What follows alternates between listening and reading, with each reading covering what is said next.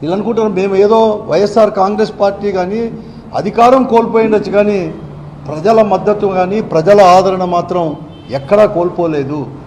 ఈరోజు కూడా జగన్మోహన్ రెడ్డి గారు ఒక నాయకుడి పైన జగన్మోహన్ రెడ్డి గారి పైన కానీ వైఎస్ఆర్ కాంగ్రెస్ పార్టీ పైన పెద్ద ఎత్తున కూడా నమ్మకం ఉంది జనంలో.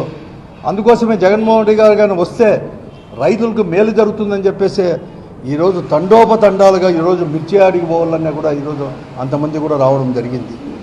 దాన్ని గుర్తు అనేది కూడా చేసుకోకుండా ఈరోజు చంద్రబాబు నాయుడు గారు ఈరోజు అక్కడ సెక్యూరిటీ అరేంజ్ చేయలేదు.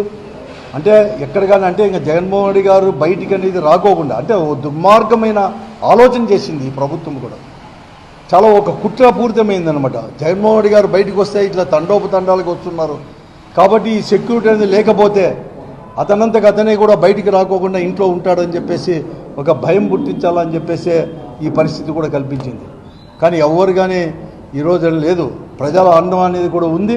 తప్పకుండా కూడా ప్రజా పోరాటాలు చేసేదానికని ప్రజల కోసం ఏ కష్టం వచ్చినా కూడా బయటికి రావడానికి ఎప్పుడు కానీ సంసిద్ధంగా వైఎస్ఆర్ కాంగ్రెస్ పార్టీ శ్రేణులు కావచ్చు, కార్యకర్తలు కానీ, అలాగే మా నాయకుడు జగన్మోహన్ రెడ్డి గారిని వచ్చడానికి ఎప్పుడు కానీ సిద్ధంగా ఉంటాడని చెప్పేసి కూడా తెలియజేస్తున్నాను ఈ ప్రభుత్వానికి. ఈరోజు ఢిల్లీలో జగన్మోహన్ రెడ్డి గారు నిన్న మిర్చి యార్డుకు పోయేంత వరకు కూడా కనీసం కేంద్ర ప్రభుత్వానికి కానీ లేకపోతే ఈరోజు చెప్పినాడు కేంద్ర ప్రభుత్వానికి లెటర్ రాసినానని, ఉత్తరం రాసినానని, నాఫెడ్ యొక్క ఇంటర్ఫీరెన్స్ కోరినానని కానీ ఇవన్నీ కానీ ఈరోజు చెప్తున్నాడు. కానీ ఏం చేస్తున్నాడని చెప్తున్నాను.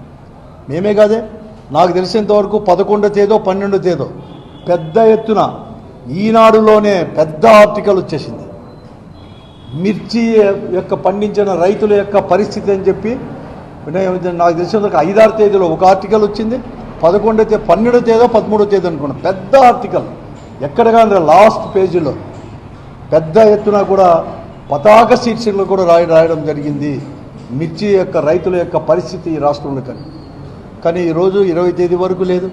జగన్మోహన్ రెడ్డి గారు గుంటూరులో మిర్చి ఆడికి పోయేంత వరకు కూడా చంద్రబాబు నాయుడు గారిలో కానీ ఈ ప్రభుత్వంలో కానీ చల్లమనేది రాలేదు. ఇప్పుడు ఏదో రాసినాము, ఉత్తరం రాసినాను అని చేతులు దులుపుకునేదానికి ఈరోజు కూడా ప్రయత్నం చేస్తున్నాడు. ఈరోజు ఇల్లీగల్ యాక్టివిటీ అంటున్నాడు చంద్రబాబు నాయుడు గారికి. ఏం చేస్తాడు ఇల్లీగల్ యాక్టివిటీ?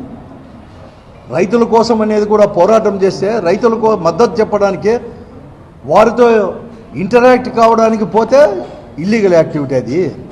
అసలు ఇల్లీగల్ యాక్టివిటీ అంటే ఏం అర్థమేమి?